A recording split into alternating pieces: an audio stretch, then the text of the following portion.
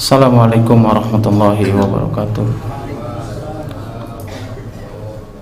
Innal hamdalillah nahmaduhu wa nasta'inuhu wa nastaghfiruh wa na'udzu billahi min syururi anfusina wa min sayyiati a'malina. May yahdihillahu fala mudhillalah wa may yudlil fala hadiyalah. Asyhadu an la ilaha illallah wahdahu la syarikalah wa asyhadu anna Muhammadan abduhu wa rasuluhu alladzi la nabiyya ba'da. Qala Allah ta'ala fi kitabihil karim, ya ayyuhalladzina amanu taqullaha haqqa tuqatih wa la tamutunna illa wa antum muslimun. Ya ayyuhan nasu taqu rabbakum alladzi khalaqakum min nafsin wahidah wa khalaqa minha zawjaha wa batha minhuma rijalan katsiran wa nisaa'a wattaqullaha alladzi tasaaluna bihi wal arham innallaha kana 'alaikum raqiba. Ya ayyuhalladzina amanu taqullaha wa qulu qawlan sadida yuslih lakum a'malakum wa yaghfir lakum dzunubakum wa may yuti'illaha wa rasulahu faqad faza fawzan 'azima. Amma ba'du. Alhamdulillah, segala puji hanya milik Allah Subhanahu wa taala. Kita memohon berlindung serta bertobat kepadanya, dan kita bersaksi bahwasanya tidak ada Tuhan yang berhak disembah kecuali Allah Subhanahu wa taala. Salawat dan salam tidak lupa senantiasa kita curahkan kepada Nabi kita Nabi Muhammad sallallahu alaihi wasallam beserta keluarganya, sahabatnya, tabi'in, tabi'ut tabi'in, dan kepada para pengikutnya yang senantiasa istiqomah berpegang teguh di atas sunnahnya Nabi Muhammad sallallahu alaihi wasallam hingga akhir zaman. Dan kita bersaksi bahwasanya Muhammad adalah seorang nabi dan rasul utusan Allah Subhanahu wa taala. Alhamdulillah, pada kesempatan ini kita diberikan kemudahan oleh Allah Subhanahu wa taala untuk melaksanakan atau mengerjakan salah satu kewajiban baik laki-laki ataupun perempuan, yaitu adalah kewajiban untuk menuntut ilmu, ya, mempelajari atau menjelaskan apa yang dijelaskan dalam Al-Quran dan Sunnah Nabi Sallallahu Alaihi Wasallam. Insyaallah pada kesempatan ini dan pertemuan-pertemuan berikutnya kita akan membahas salah satu kitab yang sangat bermanfaat, ya.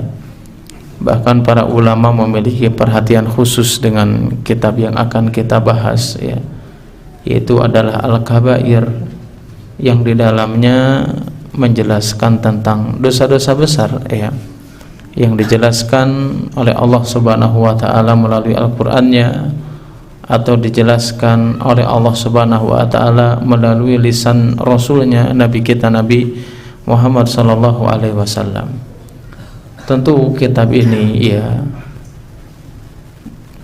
banyak dijelaskan oleh para ahli ilmu atau para ulama, ya, atau para ustadz, ya, para kiai, ya. Kenapa banyak perhatian para ulama terhadap kitab ini atau kitab Kabair ini? Karena banyak di antara kaum muslimin, ya, mereka itu masih awam, ya, terhadap hal-hal yang termasuk dosa besar, ya, bahkan dosa kecil pun bahkan di antara kaum muslimin itu nggak tahu kalau itu dosa, ya, nggak tahu apa yang kita lakukan itu ternyata dosa, ya. Makanya kitab ini sangat bermanfaat, ya, meskipun di sini dijelaskan hanya sebagian saja, ya, di antara dosa-dosa besar yang dijelaskan oleh Allah Subhanahu wa taala Rasulnya, tapi minimal kita mengetahui, ya, dosa besar itu apa saja, ya, yang termasuk dosa itu apa saja. Kan banyak mungkin di antara kaum muslimin sekarang, ya, belum meninggalkan dosanya, belum meninggalkan kemaksiannya, bisa jadi karena nggak tahu kalau itu adalah sebuah dosa, ya. Makanya bagi kita itu kalau ada orang yang melakukan dosa dan kemaksiatan, ya, makanya pentingnya kita harus bertabayun. Itu kita tanya dulu kenapa melakukan kayak gitu. Bisa jadi karena memang dia nggak tahu bahwa itu adalah sebuah dosa, ya. Kalau misalkan orang tahu itu dosa melakukan, itu urusannya udah beda lagi, kan begitu, ya. Makanya kitab Al-Kabair ini ini dirancang atau ditulis oleh Imam Adz-Dzahabi rahimahullahu taala dengan bahasa-bahasa yang mudah bisa dipahami, ya, bahkan mungkin terjemahannya juga sudah banyak, ya, terjemahannya bisa kita dapatkan ya di toko-toko buku, ya. Kalau di sini mah ada nggak ya, beli sendiri, ya. Nah, itu apa namanya, bahasa-bahasanya itu mudah difahami, ya, tetapi meskipun mudah difahami, ya tetap ya namanya kita mempelajari buku sendiri itu, ya, kita membutuhkan guru, ya. Itu pentingnya apa namanya, kadang saya sendiri, ya, kadang kalau kita mempelajari kitab terjemahan, ya, maksudnya bukan saya saja, ya, orang-orang yang mungkin, ya, sebagian seperti anak ini yang pernah mungkin belajar bahasa Arab, kadang kalau kita membaca terjemahan itu kadang apa ya, susah dipahami, tapi lebih mudah dipahami kalau berbentuk dalam bahasa Arabnya. Karena kita tahu, apalagi ya saya pribadi, apa namanya, anak pribadi miskin kosakata bahasa Indonesia, jadi kadang harus mikir dulu gitu, ya. Nah, ini bahkan, ya, kan ada kitab Al-Kabair atau kitab-kitab lain lah, ya, dalam kitab-kitab akidah, ya, mau usul salasah ataupun qawaidul arba, itu kan banyak terjemahannya tuh.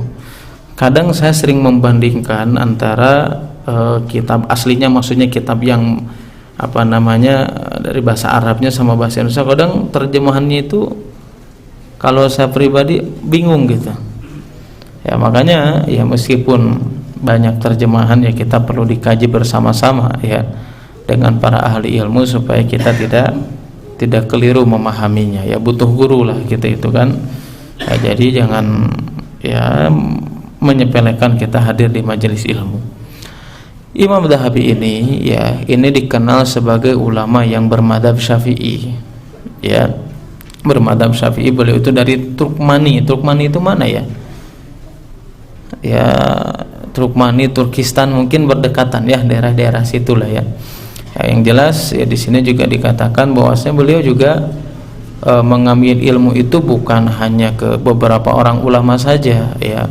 Bahkan dalam Mu'jam beliau itu dikatakan hampir ratusan ulama dia belajar, ya, beliau ini belajar kepada para ulama ahli ilmu. Nah, ini pentingnya, ya, dengan siapapun kita belajar silakan saja selama mereka berada di atas akidah yang benar, ya, selama mereka apa yang mereka jelaskan tidak keluar daripada Al-Quran dan Sunnah Nabi SAW, dan memahami Al-Quran dan Sunnahnya sesuai dengan pemahaman para salafus saleh, para sahabat Nabi SAW. Ini para ulama, ya, apa namanya, belajar dengan banyak ulama. Bahkan dalam kitab Mu'jamnya itu tercatat 1300, ya, 1300 syekh, ya, atau guru yang beliau mengambil ilmu dari mereka, ya. Bahkan, ya, kan kita tahu sendiri, ya, makanya kenapa kita tidak boleh apa namanya bosan dalam menuntut ilmu, ya. Kadang kita sudah belajar satu kitab udah bosan aja kita, pas ada kitab yang sama dibahas di apa namanya di guru yang lain atau di ustadz lain, udah pernah belajar nih, kan kayak gitu, ya. Udah belajar paling gitu-gitu aja, kata siapa, ya. Kita mungkin tahu, ya, ustadz-ustadz kita, ya, yang sudah doktor MA, ya, pernah kan salah satu daurah yang diadakan di Roja sana, itu kan membahas tentang usul salasah, membahas tentang qawaidul arba, yang itu pembahasan kitab-kitab yang dasar. Padahal mereka itu sudah doktor, mereka tetap hadir. Kenapa? Karena mereka tahu setiap guru itu, ya, setiap yang mengajarkan kita itu pasti memiliki faidah yang berbeda-beda. Nah, kadang kita sudah belajar satu kitab aja dari seorang guru, kadang udah paling gitu-gitu aja, malas kita menuntut ilmu, ya, malas kita mempelajari dengan, ya, kitab yang sama. Betapa sombongnya diri ini, ya, sehingga ilmunya nggak berkah, ya, ilmunya nggak bermanfaat, nggak berkah, ya, merasa dirinya sudah mencukupi dengan hal tersebut. Kita aja dulu, ya, ini sedikit menceritakan tentang pengalaman kita dulu di Yaman itu belajar usul salasah itu nggak sekali, itu hampir rata-rata lah, Ya, hampir rata-rata ya guru-guru kita mau ustadz mundir ke mau ustadz siapapun pasti mereka itu belajar nggak sekali. Ya kayak usul salah saja kita belajar itu minimal 3 kali itu 3 kali itu berbeda guru, dengan guru ini dengan guru B, C, itu kita terus belajar. Padahal kita ya udah belajar juga gitu. Di Indonesia sudah belajar, di sana belajar lagi, apalagi ya kita kan di luar negeri itu terbatas waktunya kan, nggak mungkin tinggal selamanya. Tetapi kenapa kita mau seperti itu? Supaya apa? Supaya kita betul-betul mendapatkan faidah yang jauh lebih baik lagi, lebih banyak lagi. Ya, makanya ini juga pelajaran bagi kita ya, jangan pernah menyepelekan ilmu ya. Meskipun kita sudah pernah belajar, pasti ada faedah, pasti itu ya. Ada faedah yang baru yang sebelumnya tidak kita dapatkan. Ya, karena setiap guru itu, setiap orang yang membahas kita pasti punya faedah masing-masing. Nah, ini pentingnya kita sebagaimana yang dilakukan oleh siapa? Imam Dhahabi. Ya, ini hampir 1.300 gurunya ya, tidak bosan untuk menuntut ilmu ya. Bahkan ya beliau dikenalnya dengan gelar Ad-Dhahabi. Padahal beliau bernama Muhammad bin Usman bin Qaymas ya, At-Turkmani Ad-Dimaski. Di sini ya dijelaskan bahwasanya beliau dilahirkan di Damaskus. Damaskus itu di mana, Pak? Syria, masalah atau Suriah ya. Itu banyak ulama di sana ya. Beliau dilahirkan di tahun 673 Hijriah ya, atau 1274 Masehi di negeri Syam sana di Suriah ya. Meskipun di sini dijelaskan juga ya wafatnya itu pada hari ketiga di bulan Zulqa'dah ya, tahun 747 atau 1348 Masehi ya. Beliau dimakamkan ya di Damaskus, di daerah Bab As-Saghir ya, di daerah Damaskus. Ya, kita langsung melanjutkan saja ya, kita tidak perlu banyak menjelaskan tentang biografinya, nanti bisa dibaca masing-masing ya.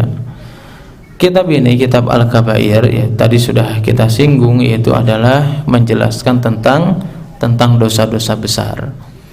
Ya, berarti kalau kitab ini membahas tentang dosa-dosa besar, berarti di sana juga ada dosa-dosa kecil ya. Jadi dosa itu enggak sama ya, ada tergantung tingkatannya, ada dosa besar ataupun dosa kecil. Dari mana Imam Dhahabi ini atau ulama-ulama lain ini membagi kok ada dosa besar, ada dosa kecil? Dari mana kok ngebagi kayak gitu ya? Dari Al-Qur'an lah ya, ataupun dari hadis Nabi SAW yang menjelaskan tentang bukti adanya dosa besar. Itu dalam surat An-Nisa ayat 31.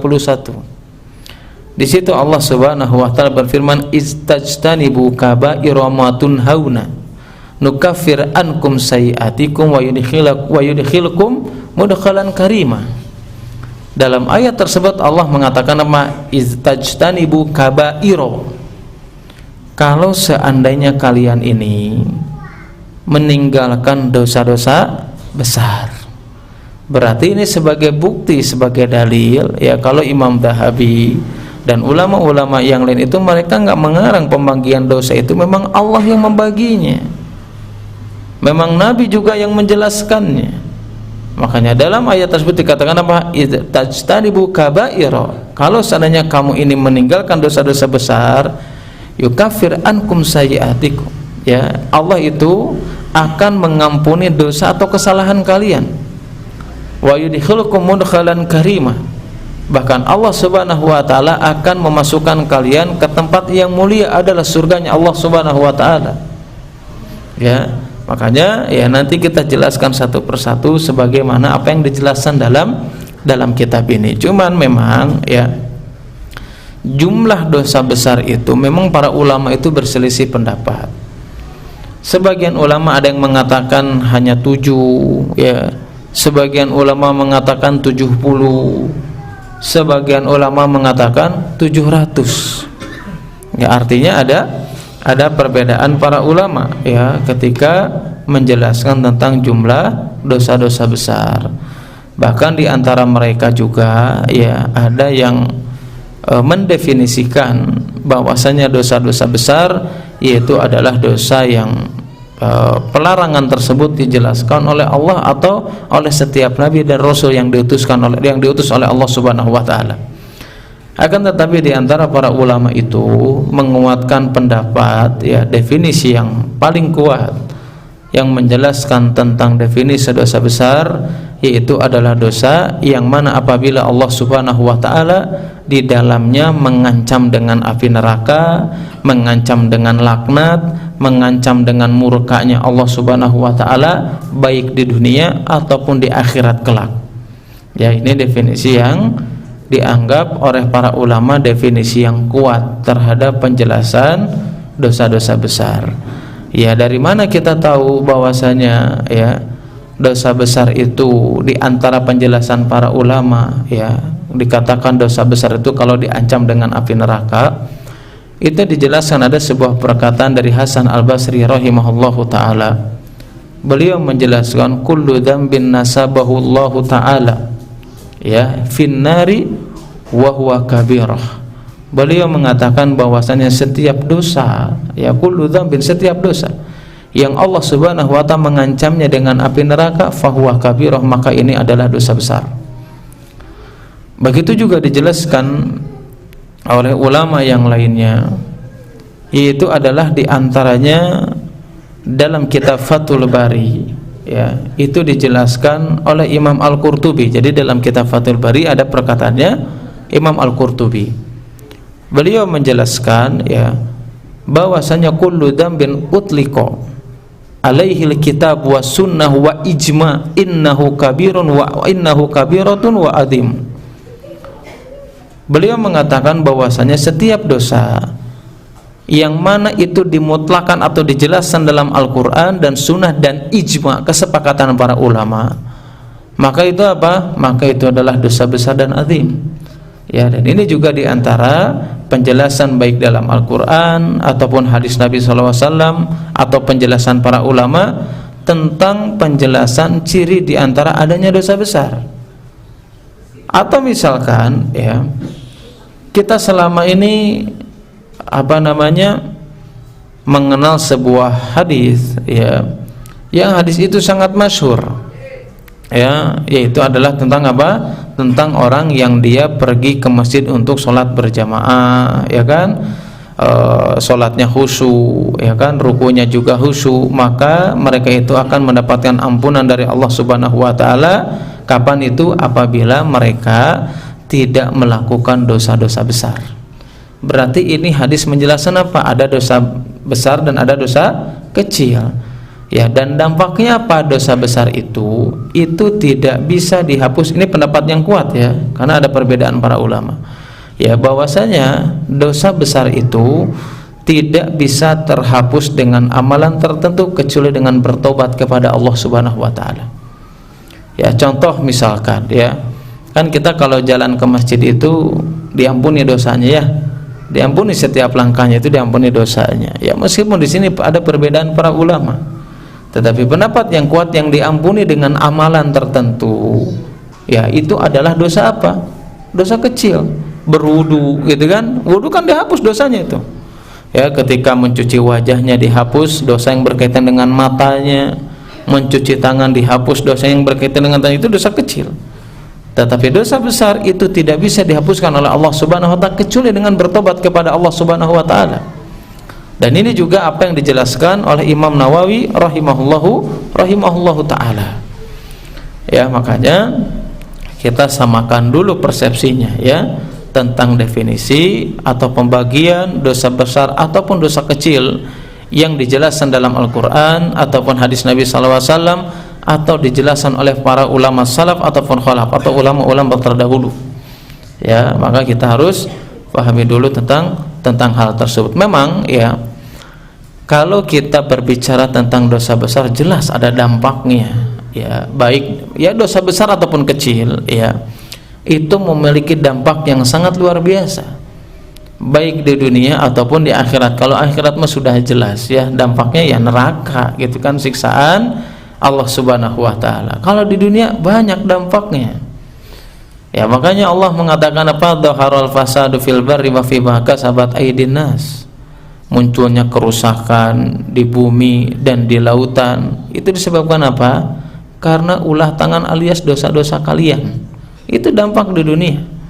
Bahkan di antara dampak yang paling penting yang penuntut ilmu harus menyadarinya, ya, di antara dampak dosa dan kemaksiatan yang kita lakukan itu salah satunya adalah kurang bisanya atau kurangnya kita memahami suatu pembahasan dalam ilmu.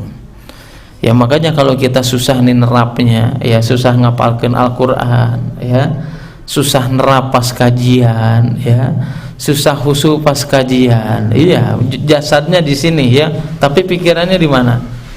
Di mana-mana. Ya, duduk di sini tapi pikirannya kemana-mana gitu. Udah dijelaskan berkali-kali nggak paham juga. Ya, bisa jadi apa? Itu bisa jadi karena dosa yang dilakukan selama ini, sebagaimana yang dialami oleh siapa? Imam Syafi'i rahimahullah ta'ala. Ya, Imam Syafi'i itu ya ketika itu agak sedikit kacau hafalannya, ya kan, curhat sama gurunya. Ya, ente kan bermaksiat, aku nggak maksiat gitu. Ternyata pas setelah diingat-ingat, ya meskipun di sini juga para ulama berbeda pendapat, ya sebagian ulama mengatakan Imam Syafi'i itu melihat betis perempuan tidak sengaja. Ada sebagian ulama mengatakan maaf ya melihat paha tidak sengaja. Itu nggak sengaja, coba bayangkan. Hafalannya jadi rusak. Nah kita ini kadang sengaja melihatnya. Wajar, Quran tak hafal wae gitu ya. Apa namanya kata orang Sunda itu apa? Barho teh ya. Ya maksiatnya tetap jalan. Ya. Makanya dalam sebuah riwayat kan dijelaskan bahkan dari apa namanya sahabat Ali radhiyallahu taala anhu, beliau mengatakan apa? Innama nuzilal bala bidzambin, bahwasanya Allah Subhanahu wa taala itu tidak menurunkan bala, tidak menurunkan sesuatu yang bisa menghalangi dari kebaikan, illa bidzambin, kecuali dengan apa? Disebabkan karena dosa dan kemaksiatan. Ya, ini yang dijelaskan siapa? Ali bin Abi Thalib radhiyallahu taala anhu. Wa ma rufi'a illa bitaubatin. Kesulitan, kesusahan, permasalahan, musibah itu semuanya akan diangkat oleh Allah Subhanahu wa taala. Kata siapa? Kata Ali bin Abi Thalib, dengan syarat apa? Illa bitaubatin, dengan dia bertobat kepada Allah Subhanahu wa taala. Kira-kira nih, kalau seandainya seseorang nggak tahu itu dosa besar, nggak tahu tentang ancamannya, bisa nggak mendorong dia untuk bertobat kepada Allah Subhanahu wa taala? Bisa jadi nggak bisa menjadikan dia bertobat kepada Allah Subhanahu wa taala. Ya, makanya mempelajari kitab Al-Kabair, mempelajari dosa-dosa yang dijelaskan dalam kitab Al-Kabair ini sebagai bahan agar kita senantiasa mawas diri, introspeksi diri, menjaga diri kita masing-masing. Supaya apa? Supaya kita tidak terjerumus dengan apa? Dengan dosa tersebut. Ya, makanya ya kita memohon kepada Allah Subhanahu wa taala. Ya, mudah-mudahan siapapun yang hadir pada hari ini di antara sebab Allah Subhanahu wa taala menginginkan kebaikan kepada diri kita masing-masing. Sebagaimana dijelaskan oleh Ibnu Hibban, bahkan Ibnu Qudamah rahimahullahu taala, beliau menjelaskan bahwasanya di antara tanda Allah menginginkan kebaikan kepada diri seseorang kapan? Adalah ketika dia mengetahui aib dosa yang dilakukan oleh dirinya. Ya, mudah-mudahan dengan tahu tentang Al-Kabair kita tahu dosa yang selama ini kita lakukan. Nah, makanya apa kata Ibnu Qudamah, kalau ada orang atau orang yang Allah itu menginginkan kebaikan, maka Allah akan menjadikan dia itu sadar dengan aibnya, sadar dengan dosanya, ya, sadar dengan keburukannya. Kenapa? Dengan kesadaran tersebut, dengan mengetahui berbagai dosa, keburukan yang selama ini kita lakukan, itu akan menjadikan dia mengobati keburukan atau mengobati dosa yang ada pada dirinya dengan apa? Dengan bertobat kepada Allah Subhanahu wa taala. Ya, makanya ini pentingnya tentang mengetahui dosa besar. Ya, bahkan dampaknya itu juga berdampak kepada keyakinan dan akidah kita masing-masing. Akidah Ahlus Sunnah wal Jamaah ini harus difahami ya. Dalam pemahaman atau akidah Ahlus Sunnah wal Jamaah, bahwasanya dosa besar selain daripada kesyirikan, ya nanti kita bahas syiriknya. Selain daripada kesyirikan, dosa besar yang dilakukan oleh seseorang itu memiliki dampak kurang bahkan lemahnya keimanan yang ada pada dirinya. Kenapa saya menjelaskan tentang itu? karena ada pemahaman yang menyimpang daripada akidah Ahlus Sunnah wal Jamaah, yaitu adalah pemahaman-pemahaman Khawarij, ada pemahaman-pemahaman Mu'tazilah. Ya, kalau Ustadz Badrul kemarin menjelaskan apa di Uhwa? Mu'tazilah bukan? Atau Murji'ah? Murji'ah ya, kalau nggak salah itu nanti itu pembahasan sendiri ya dalam masalah akidah ya, bertahap lah, sedikit-sedikit ya, bertahap kita pahami. Makanya ya kita harus mengetahui dosa besar dampaknya itu dalam pemahaman akidah Ahlus Sunnah wal Jamaah itu bisa mengurangi keimanan kita ya, dan itu tidak menjadikan seseorang keluar daripada agama Islam meskipun dia berada di zona yang sangat bahaya. Karena apa? Berada pada zona yang Allah Subhanahu wa Ta'ala memberikan kemurkaan kepada orang tersebut. Berbeda dengan orang Khawarij. Orang Khawarij itu mereka berpendapat bahwasanya orang yang mereka melakukan dosa besar ya, bahwa saja mereka itu adalah keluar daripada agama Islam dan mereka kekal di nerakanya Allah Subhanahu wa Ta'ala. Dalam akidah Ahlussunnah wal Jamaah enggak, selama dia tidak menghalalkannya. Ya, kan ada orang yang menghalalkan sesuatu yang diharamkan oleh Allah Subhanahu wa Ta'ala. Kira-kira apa yang dihalalkan? Riba. Ada orang yang menghalalkannya. Ya, ada orang yang menghalalkannya terang-terangan di media sosial. Ya, menghalalkan riba. Ini apa? Ini sebuah kesyirikan. Karena syirik itu ya, kalau kita ada yang pernah mempelajari kitab tauhid? Ada yang pernah belajar kitab tauhid? Ya, di antara bentuk kesyirikan itu apa? Menghalalkan sesuatu yang diharamkan, mengharamkan sesuatu yang dihalalkan. Banyak ulama zaman sekarang seperti itu. Ya, meskipun saya tidak melakukan kesyirikan, saya tidak menyembah kepada selain Allah Subhanahu wa Ta'ala. Iya, ente enggak menyembah selain Allah Subhanahu wa Ta'ala, tapi ente menghalalkan sesuatu yang diharamkan, itu perbuatan kesyirikan. Ya, nanti kita jelaskan ya. Itu di antara yang harus kita ketahui ya, dari apa yang dijelaskan dalam kitab Al-Kabair. Yang pertama di sini ya, yang dibahas dalam kitab Al-Kabair itu jelas yang pertama adalah tentang syirik atau mempersekutukan Allah Subhanahu wa Ta'ala. Kalau secara bahasa itu apa? Secara bahasa dan secara istilah syirik itu apa? Nah, secara bahasa apa? Secara bahasa syirik itu apa? Ya, jangan nanti versinya syiriknya syirik bahasa Sunda ya. Kalau syirik Sunda naon? Iri ya. Iri syirik. Nanti salah lagi ya. Apa namanya? Saya ingat waktu masih kecil ya, waktu SD. Langsung kita kan, karena di madrasah kita salah memahami. Seperti penjelasan apa? Al-fitnatu asyadu minal qatl. Al-fitnah. Al-fitnatu asyadu minal qatl. Ente jangan fitnah. Fitnah itu lebih kejam dari pembunuhan. Padahal fitnah di situ adalah salah satu definisinya adalah kesyirikan. Ya, bukan fitnah menuduh sesuatu tanpa bukti. Ya, cuman kita waktu SD, waktu kecil ya pahamnya seperti itu ya. Ya, mungkin sebagian kaum muslimin juga pahamnya seperti itu. Syirik itu kan kalau secara bahasa itu kan menyekutukan ya, menyekutukan itu secara apa namanya, secara definisi makanya, atau bersekutu. Makanya ada istilah dalam muamalah itu apa? Musyarakah ya. Musyarakah itu apa? Bersekutu ya, bergabung satu sama lain lebih daripada satu. Adapun secara istilah ini didasari dengan hadis Nabi SAW. Syirik itu adalah antaj'ala lillahi niddan wa huwa khalaqaka. Syirik secara istilah itu adalah engkau menjadikan tandingan bagi Allah Subhanahu wa Ta'ala padahal Dia yang menciptakanmu. Ya, itu syirik secara istilah. Kenapa kita harus paham dulu nih sebelum menjelaskan tentang ancamannya? Di sini kan dijelaskan tentang ancaman-ancamannya.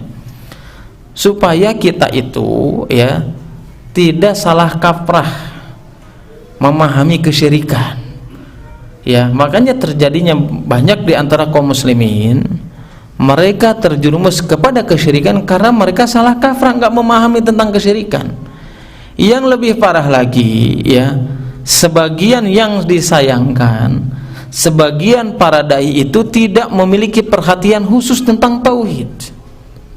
tidak memiliki perhatian khusus menjelaskan tentang kesyirikan.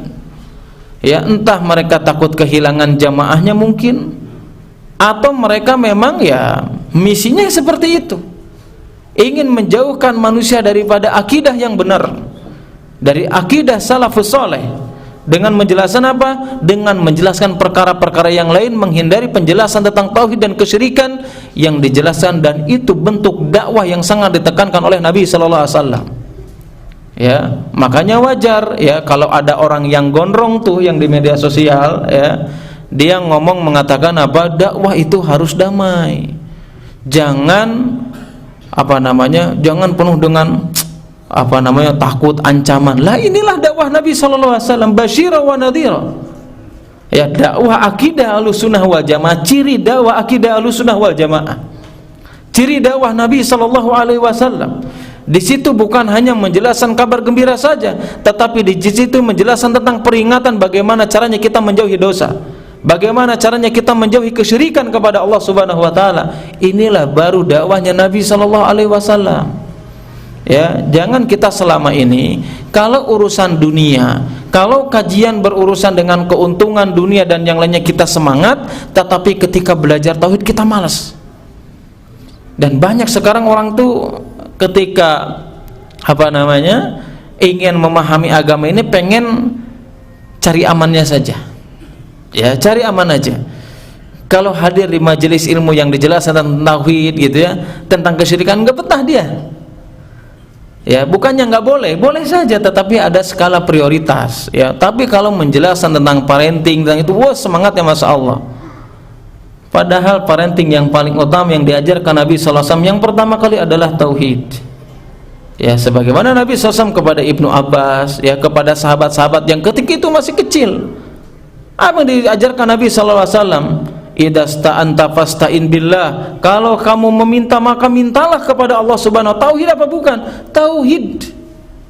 Ya, kadang kita ini malas gitu. Kalau urusan dengan yang menguntungkan urusan dunia pasti kita semangat. Ya, tetapi kalau urusan tauhid ya banyak orang seperti itu. Ini mah kajiannya enak kumaha gitu. Kayaknya enggak banyak larangan gitu kan, ada kayak gitu ya. Karena ada orang seperti itu. Ngaji jinggi mah asa dikit-dikit enggak boleh. Dikit-dikit syirik, dikit-dikit bid'ah. Itu baru ajaran yang sesungguhnya. Makanya Umar bin Khattab radhiyallahu taala anhu beliau mengatakan, "Innama tunqadu urwatul Islam." Au innama tunqadu ural Islam, ya, urwatan idza nasha'a fil Islam la yarifu ma fi jahiliyah.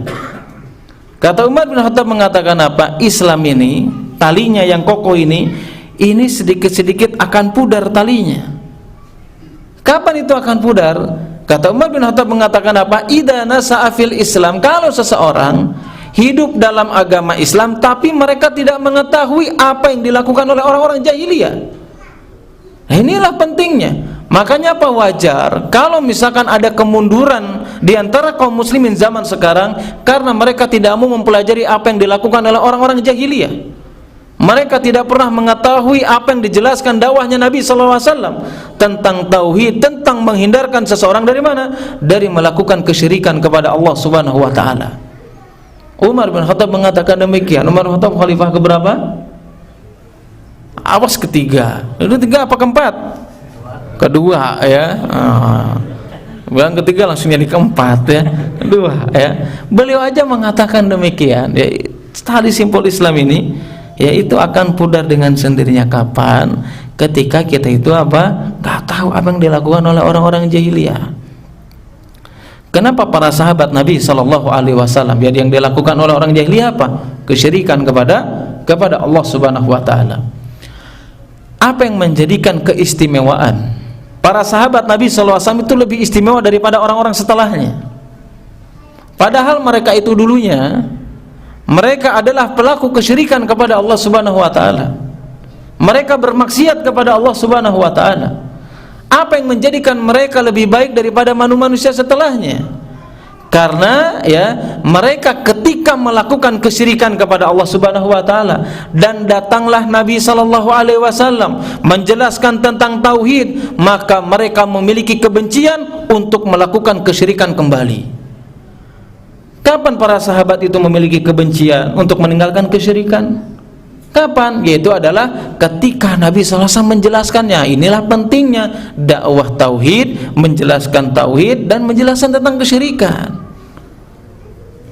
Hudzaifah ibnul Yaman radhiyallahu taala anhu, beliau menjelaskan ya kepada kita semuanya. Beliau mengatakan apa? Kana an-nasu yas'alu Rasulullah sallallahu alaihi wasallam anil khair. Dulu nih manusia ya atau orang-orang ini kebanyakan mereka bertanya kepada Nabi sallallahu alaihi wasallam tentang apa? Tentang kebaikan.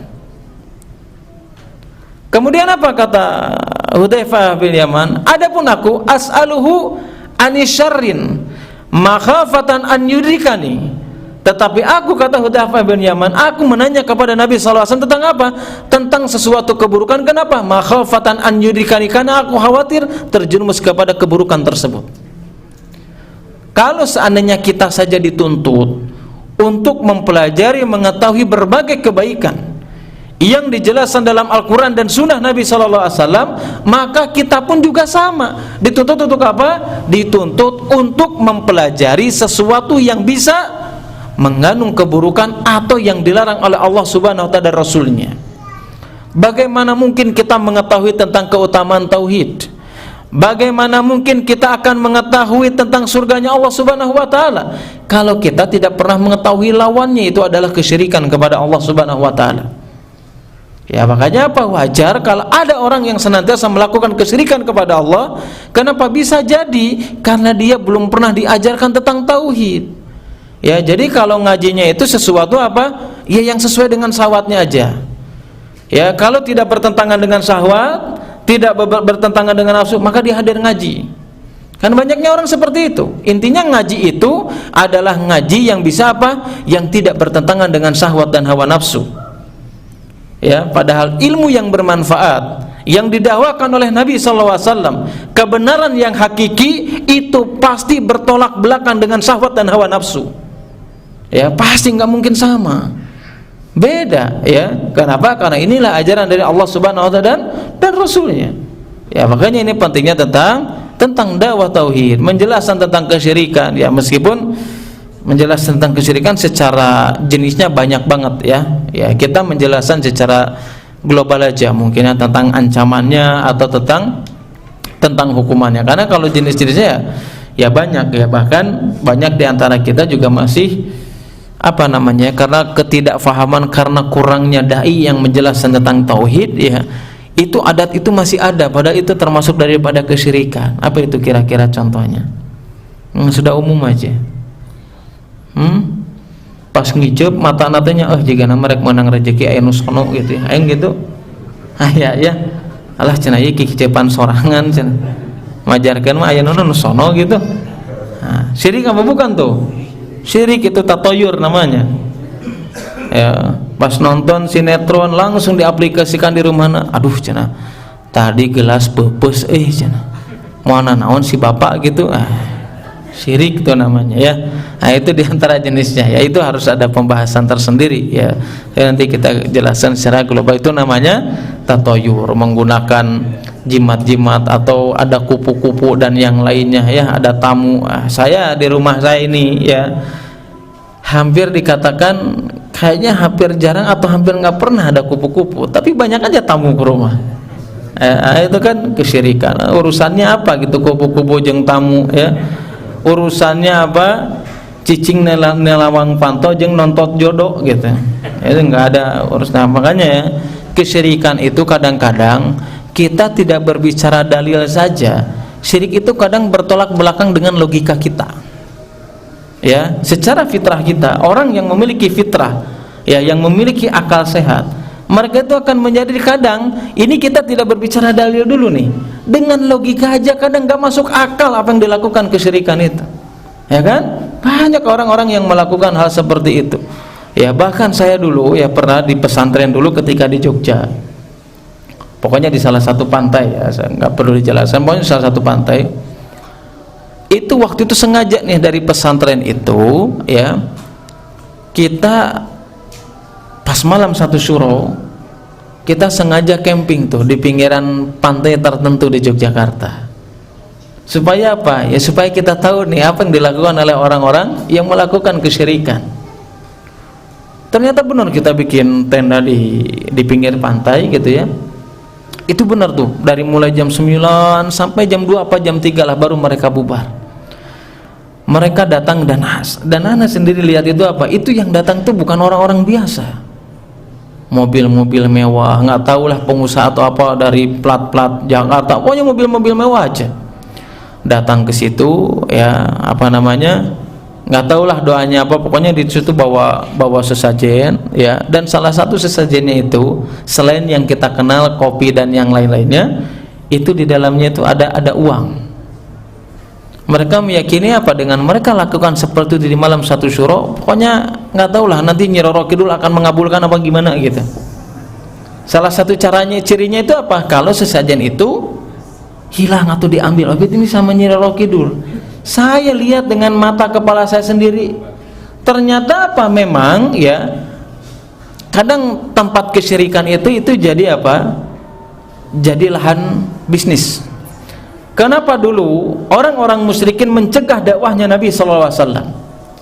Kenapa orang-orang musyrikin Abu Jahal dan kawan-kawannya mereka menentang dakwahnya Nabi SAW, menentang dakwah tauhid Rasulullah SAW? Karena mereka tahu kalau seandainya mereka masuk Islam, kalau mereka menerima dakwah yang diajarkan Nabi SAW, mereka khawatir kalau nggak ada pengunjung lagi ke Mekah. Mereka khawatir kalau jimat-jimat yang mereka jual ini nggak ada pembelinya. Kenapa? Karena mereka sudah bertauhid kepada Allah Subhanahu Wa Taala. Dan ini terjadi zaman sekarang. Ya, ketika itu sesajen duit kayak gitu, ternyata apa? Di sana itu memang sudah seperti biasa, ada tim penyapu. Artinya apa? Pas mereka pulang, orang di situ berbondong-bondong ngambil sesajen sama uang yang ada di situ. Jadi kan pikirannya, loba oke Nyi Roro Kidul turunan anaknya. Ya, akhirnya apa? Nah ini nggak masuk logika. Ya, inilah kesyirikan. Ya, jangankan Allah Subhanahu Wa Taala, sama logika aja nggak masuk. Ya, nanti kita lanjutkan ya. Insyaallah setelah Isya, insyaallah kita lanjutkan penjelasan dari apa yang dalam kitab tersebut. Subhanakallahumma wa bihamdika asyhadu an la ilaha illa anta astaghfiruka wa atubu ilaik. Assalamualaikum warahmatullahi wabarakatuh.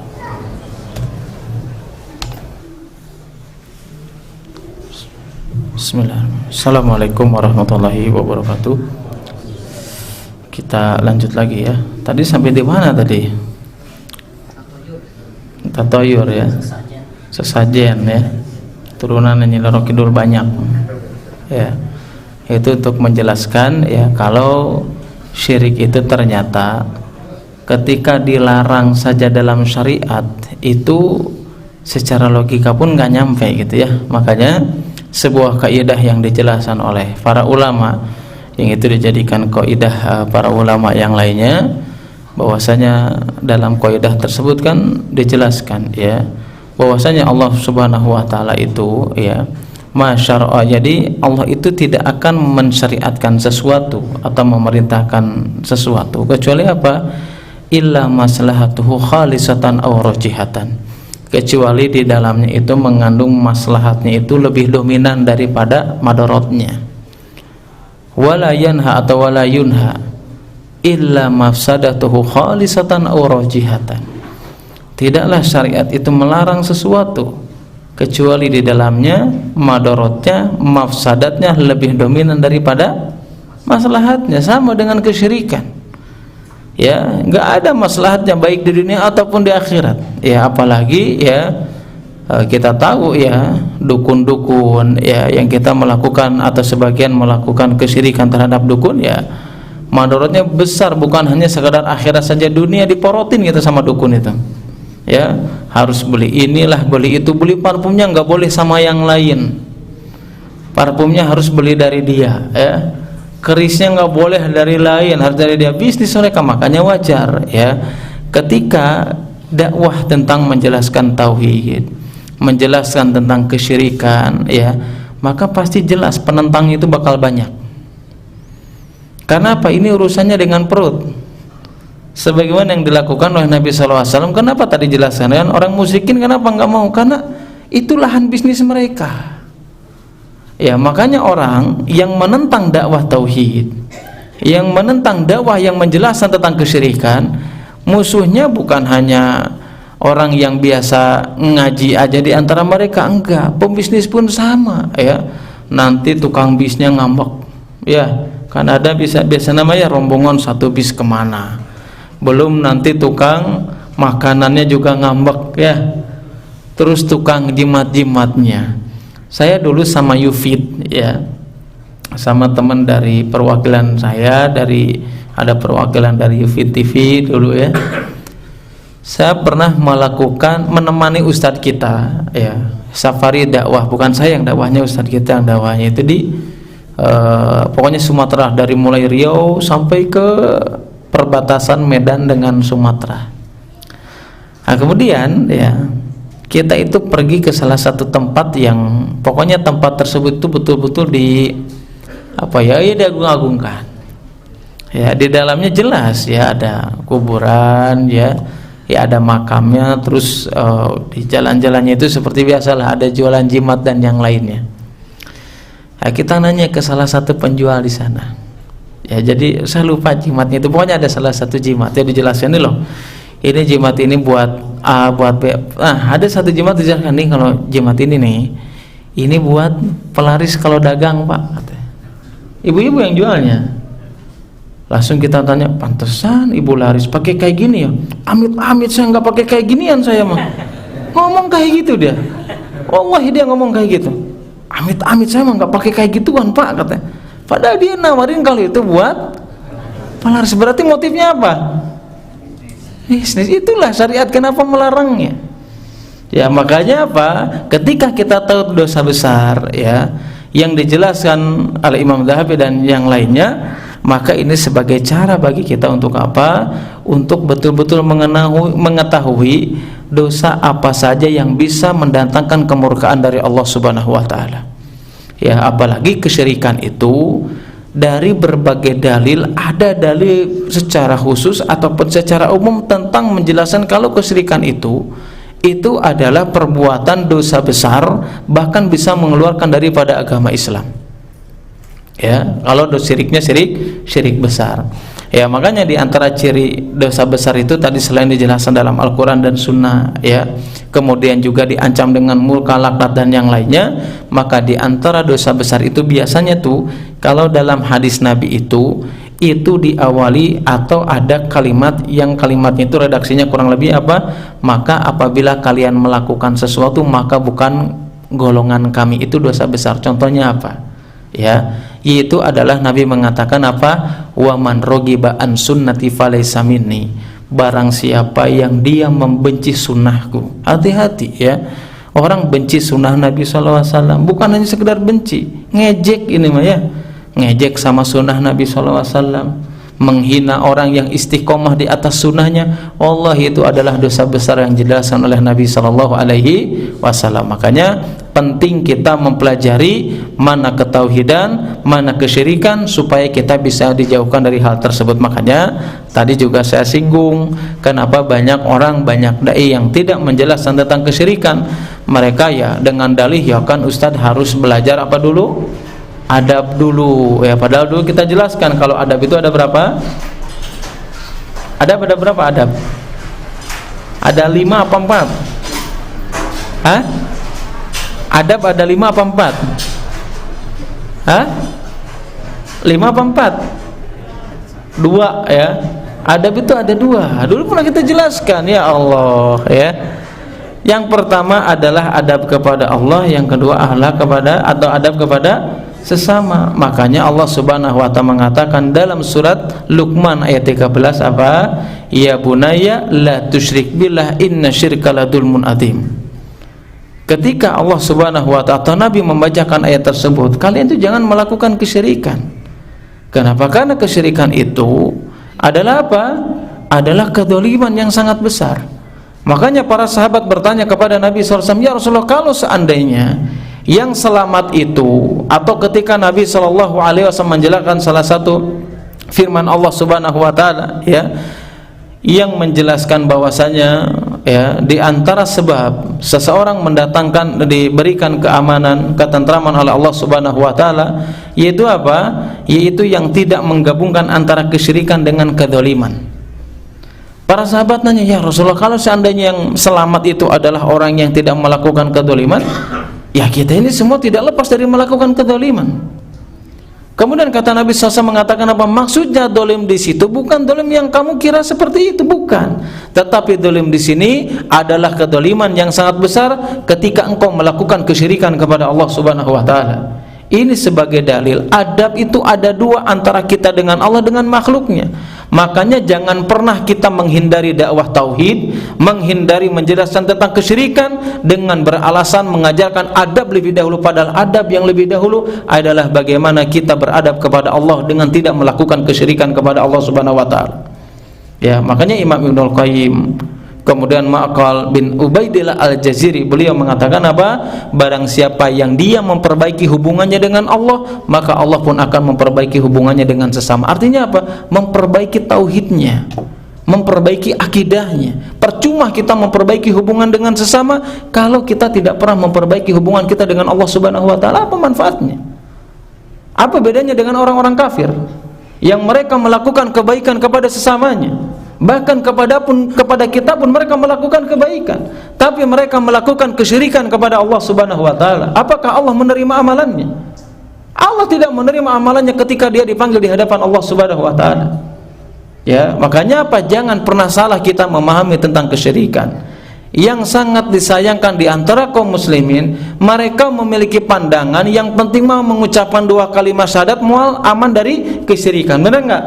Iya. Ya, makanya kalau kita ngobrol syirik itu ente gitu kan, pasti jawabnya seperti itu. Allah dikit-dikit syirik asa paling benar wae kan begitu. Yang penting mah kita mau udah ngucapin kedua kalimat syahadat pasti selamat. Benar enggak itu ungkapan? Benar apa enggak? Yang penting kita ngucapin dua kalimat syahadat kita bakal selamat dari kesyirikan, benar apa enggak? Benar. Itu harus diluruskan berarti pemahamannya. Kita tahu orang-orang munafik di zaman Nabi sallallahu alaihi wasallam yang mereka diancam oleh Allah Subhanahu wa taala dalam surat An-Nisa ayat 145. Innal munafiqina fi darkil asfali minan nar. Orang-orang munafik yang mereka diancam oleh Allah Subhanahu wa taala dengan apa? Mereka akan dimasukkan ke kerak neraka yang paling bawah. Apakah orang munafik tidak mengucapkan dua kalimat syahadat? Mereka mengucapkan. Bahkan mereka mengikuti sebagian peperangan dengan Nabi sallallahu alaihi wasallam. Tapi kenapa mereka diancam dengan nerakanya Allah Subhanahu wa taala? Karena mereka tidak memahami bahkan tidak mengamalkan dakwah tauhid yang dijelaskan Nabi sallallahu alaihi wasallam. Kalau seandainya mereka mengikuti dakwah Nabi sallallahu alaihi wasallam tentang tauhid, maka mereka tidak akan menjadi orang munafik. Jadi dua kalimat syahadat itu tidak mencukupi seseorang bisa selamat dari mana? Dari kesyirikan kepada Allah Subhanahu wa taala. Kalau kita selama ini dengan melakukan amalan saja kita merasa aman dari melakukan kesyirikan kepada Allah Subhanahu wa taala, maka itulah ciri orang yang memiliki sifat kemunafikan. Siapa mengatakannya? Hasan Al-Basri rahimahullahu taala. Beliau mengatakan, ya, al-mu'min, orang yang beriman itu siapa cirinya? Jamal ihsana wa syafaqatan. Ciri orang yang beriman itu mereka terdapat dalam dirinya dua hal. Mereka memaksimalkan ibadahnya, diantaranya adalah ikhlas karena Allah Subhanahu wa taala. Kemudian apa? Wa syafaqatan, mereka khawatir kalau amalannya itu tidak diterima oleh Allah Subhanahu wa taala. Mereka khawatir amalannya itu ternodai dengan kelakuan atau dengan kesyirikan yang dilakukan oleh orang tersebut. Ini sifat orang yang beriman. Kemudian beliau mengatakan, wa ammal munafik, adapun sifat orang munafik sama, dia juga memiliki dua hal dalam dirinya. Jamal isaah wa amnan. Mereka itu buruk amalannya dan mereka merasa aman dari segala sesuatu yang mengundang kemurkaan dari Allah Subhanahu wa taala. Apa bedanya kita dengan orang munafik kalau kita selama ini merasa aman dari kesyirikan kepada Allah Subhanahu wa taala? Nabi Ibrahim alaihissalam yang dikatakan sebagai bapaknya tauhid, beliau senantiasa berdoa apa? Wajnubni wa baniya an na'budal asnam. Ya Allah, jauhkanlah aku dan keturunanku dari apa? Dari menyembah berhala, dari melakukan kesyirikan kepada Allah. Ini Nabi Ibrahim alaihissalam. Berarti apa? Setiap kita itu ada peluang untuk melakukan kesyirikan. Makanya apa? Kita meminimalisir tersebut, kita mengetahui tentang larangan dan hukumannya. Ya, karena tauhid itu atau kesyirikan itu, ya, bukan hanya sekedar berhubungan dengan larangan yang diharamkan saja, tapi apa? Ada dampak yang lebih besar daripada itu.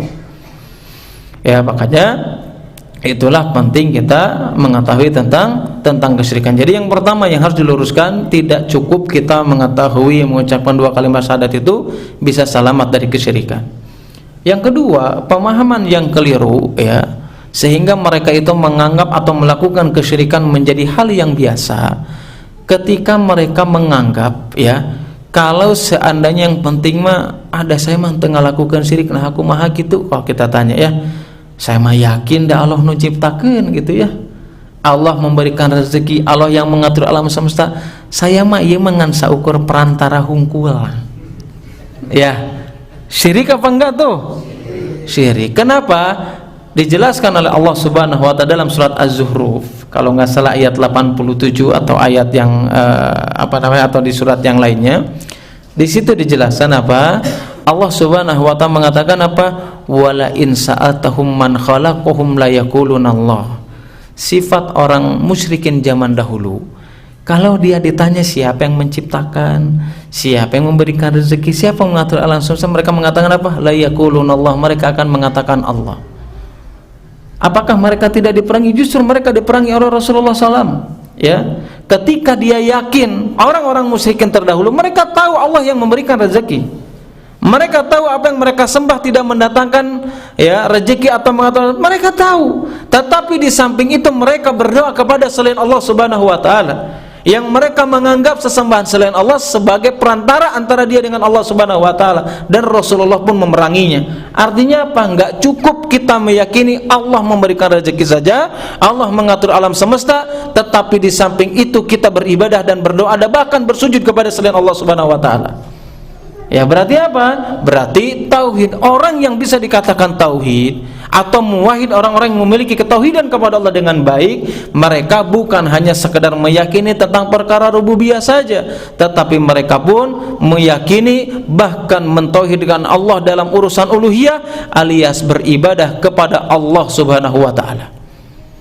Ya, bahkan orang-orang musyrikin zaman dahulu, ya, mereka itu melakukan kesyirikan kepada Allah Subhanahu wa taala, mereka ketika terdesak baru mereka melakukan kesyirikan kepada Allah. Ya, berbeda zaman sekarang. Makanya para ulama itu mereka mengatakan orang musyrikin zaman sekarang itu bahkan lebih parah dari orang musyrikin zaman dulu. Kita mau bahagia, mau senang, mau susah, tetapnya ngelakukan kesyirikan. Ya, apalagi pas bahagia, wah lebih-lebih lagi, ya, wah benar ternyata ya manjur oge nya si dukun anu gitu, ya, atau kiai apa gitu, ya. Nah, padahal apa? Orang-orang musyrikin zaman dahulu, ya, mereka itu atau zaman sekarang lebih parah. Kenapa? Karena mereka dalam dua kondisi mereka melakukan kesyirikan. Orang musyrikin dulu itu ketika mereka menaiki perahu, kemudian apa? Terombang-ambing di tengah lautan, apa? Falamma najahum, ketika dia terombang-ambing, mereka memohon kepada Allah Subhanahu wa taala untuk diberikan keselamatan. Falamma najahum, ketika mereka sudah selamat di daratan, idhum yusyrikun, maka mereka juga kembali kesyirikan kepada Allah. Artinya apa? Ingin menjelaskan mereka itu melakukan kesyirikan kapan? Kalau dalam keadaan apa?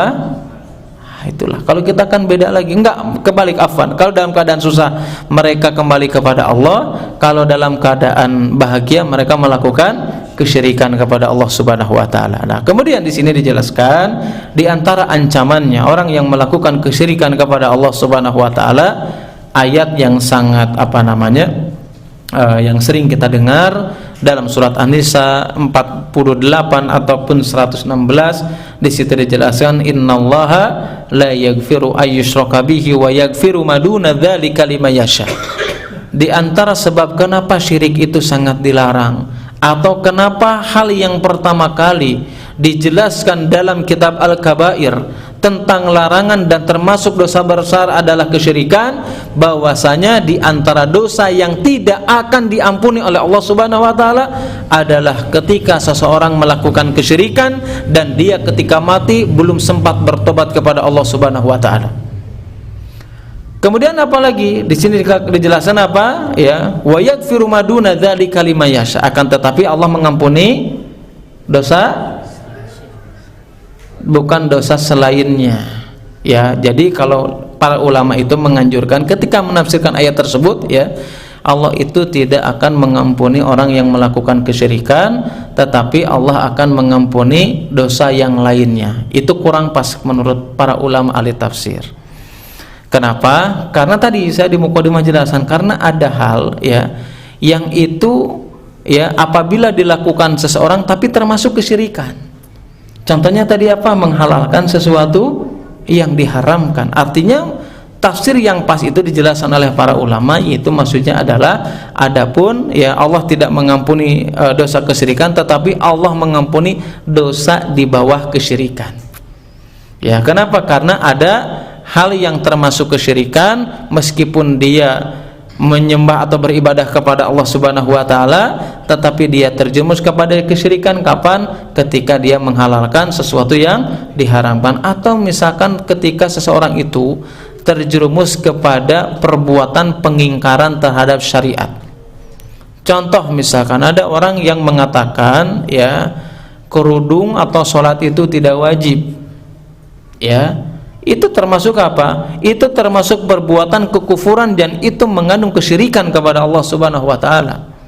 Kenapa? Karena dia membuat hukum sendiri yang sudah dijelaskan oleh Allah Subhanahu wa taala. Ya, makanya ini diantara larangan dalam kitab Al-Kabair yang pertama, yaitu adalah kenapa kita dilarang melakukan kesyirikan, bahwasanya Allah Subhanahu wa taala tidak akan pernah mengampuni orang-orang yang melakukan kesyirikan kepada Allah kemudian dia meninggal dan dia belum bertobat kepada Allah Subhanahu wa taala. Bahkan, ya, kenapa pentingnya kita mengetahui tentang bahaya kesyirikan?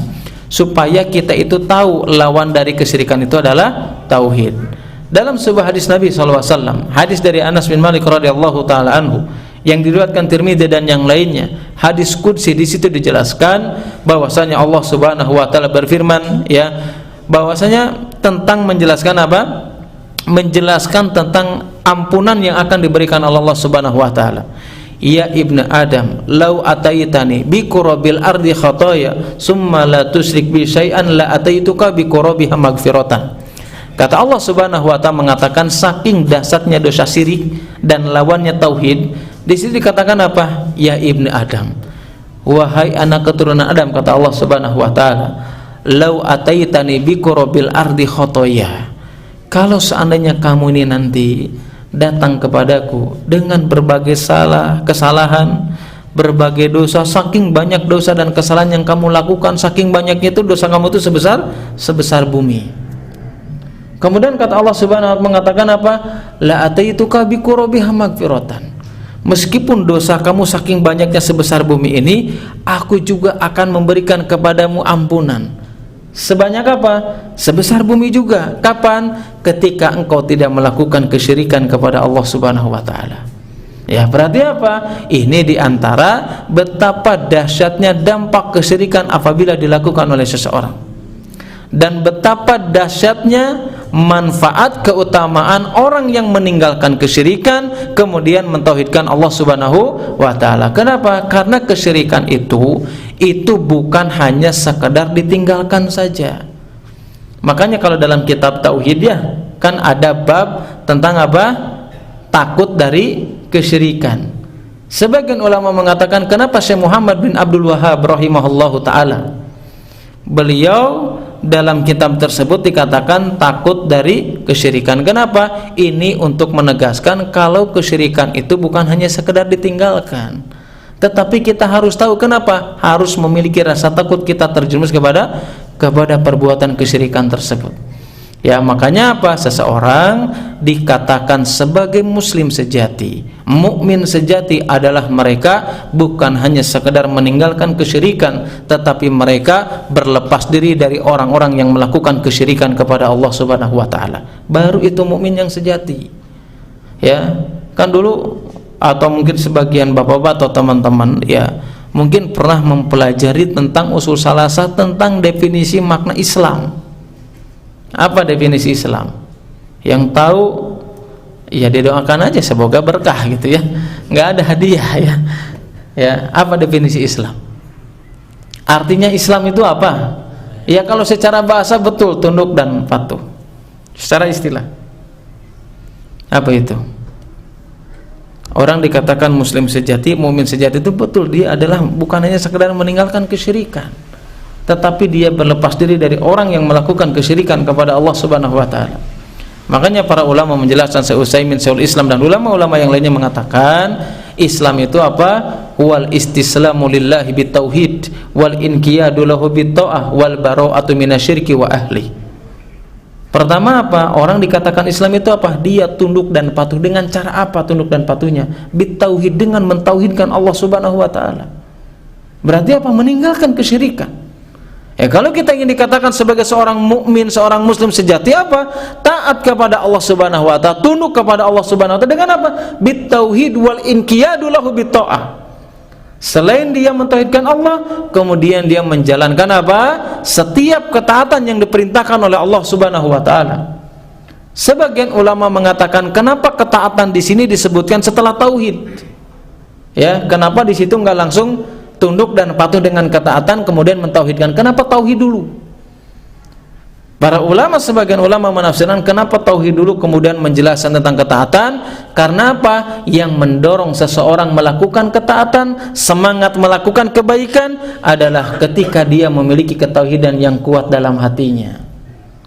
Ya, kita hadir di majelis ilmu, mau baca Quran, mau ngaji, mau sholat malam, itu nggak ada yang mendorongnya kecuali apa? Karena memiliki iman, ketauhidan kepada Allah.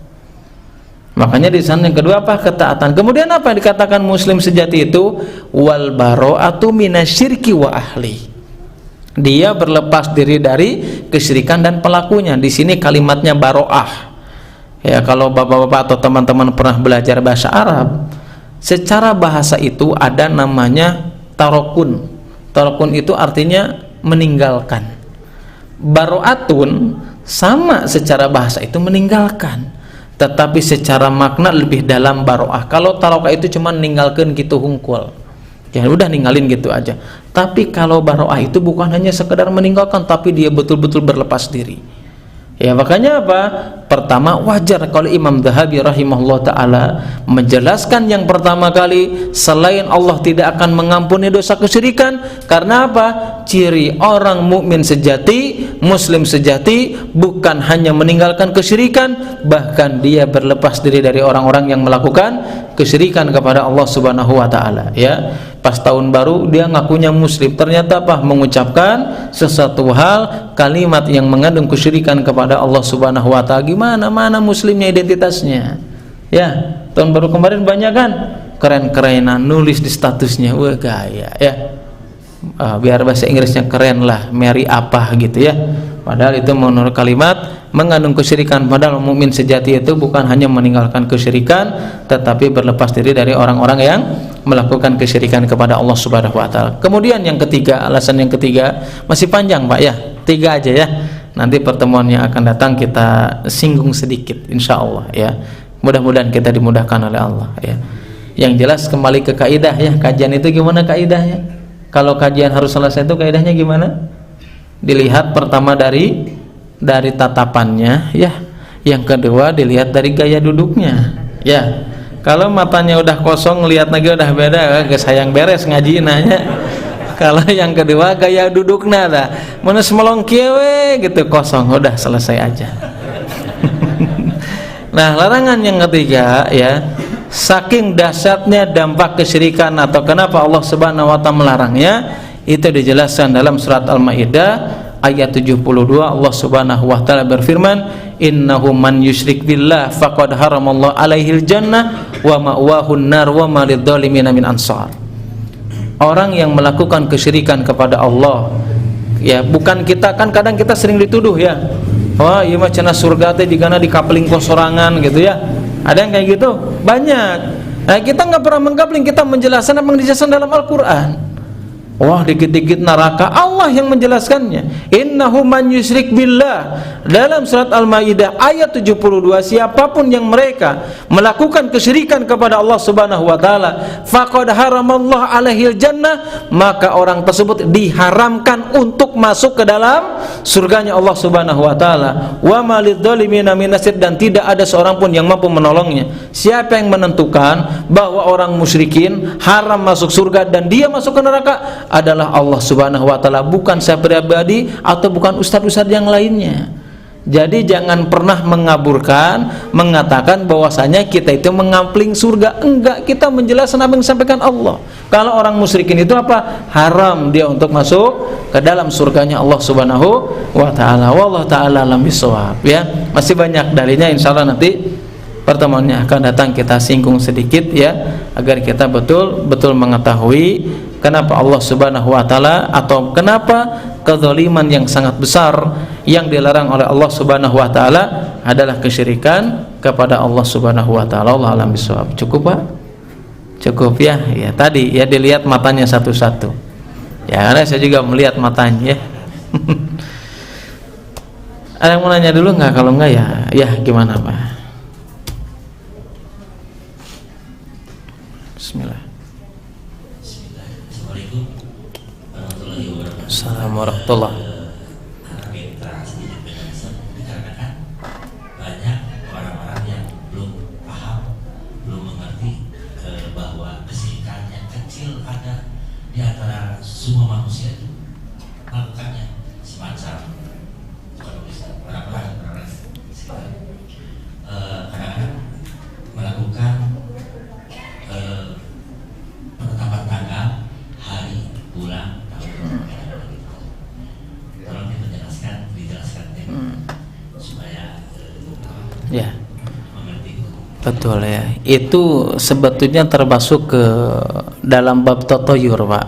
Ya, makanya Nabi SAW menjelaskan kepada kita semuanya, at-tatoyur, yaitu tatoyur itu adalah kesyirikan kepada Allah Subhanahu wa taala. Maksudnya apalah?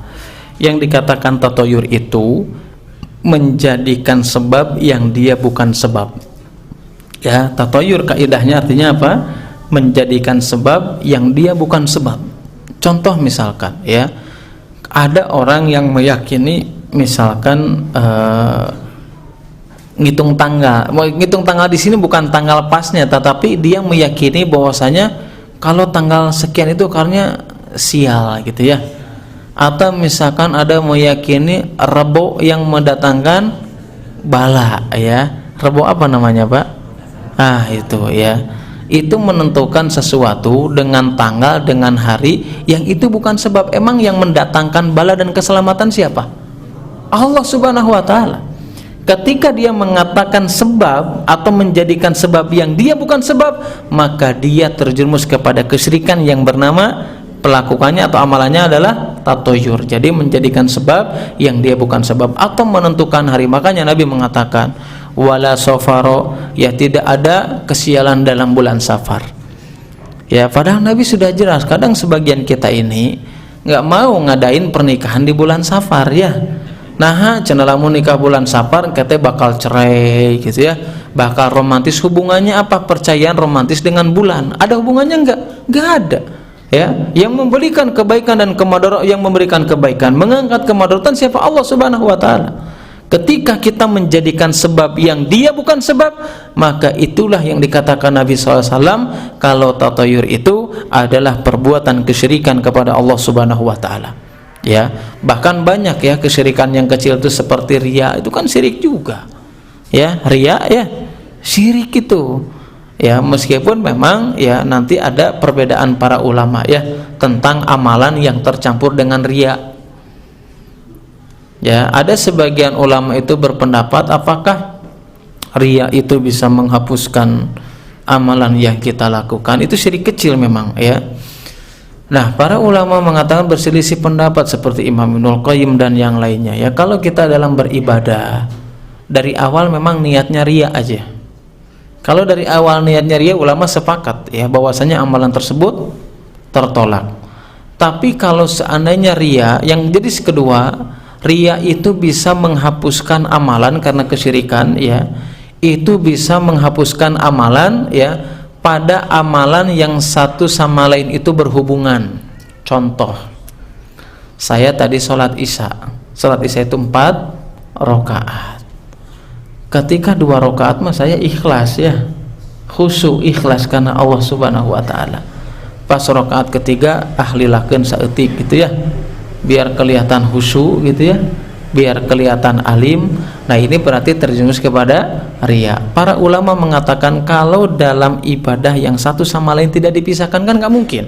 Sholat isya saya dipisah 2 rakaat nggak mungkin kan? Rakaat 2, 3 dan keempat itu saling berkaitan. Nah para ulama itu mengatakan kalau riya itu masuk ke dalam satu ibadah yang itu satu sama lain saling mengikat, maka amalan tersebut tertolak. Tapi kalau riya itu masuk kepada amalan yang terpisah ya, yang tidak ada kaitan satu sama lain, maka yang tidak diterimanya itu adalah amalan yang di dalamnya mengandung riya. Contoh, tadi saya pagi misalkan ya, atau malam ini tadi maghrib saya sedekah ke Masjid Baitur Rahman itu 10 juta, ikhlas itu ya, udah diterima apa benahara tadi? Anggap saja ya, tadi maghrib saya sedekah menyumbang ke masjid ini ikhlas karena Allah 10 juta. Yang kedua, jam 8 saya sedekah lagi, sama kan amalannya sedekah. Saya sedekah jam 8 20 juta, tetapi saya ingin riya alias ingin disangka sebagai dermawan. Ini namanya sama sedekah ya kan, tetapi apa yang dilakukan itu tidak ada keterkaitan satu sama lain. Nah artinya kalau riya itu datangnya di amalan yang kedua, maka amalan yang pertama tetap diterima oleh Allah Subhanahu wa ta'ala. Adapun yang ditolak mana? Amalan yang tercampur dalam riya. Ya, ini sedikit ya tentang syirik, saya jadi ingat, nggak apa-apa dijelaskan sedikit ya, bonus lah. Kemudian kesyirikan itu atau riya itu bagaimana kalau datang di tengah-tengah ibadah? Ya, contoh ya tadi kayak sholat ya.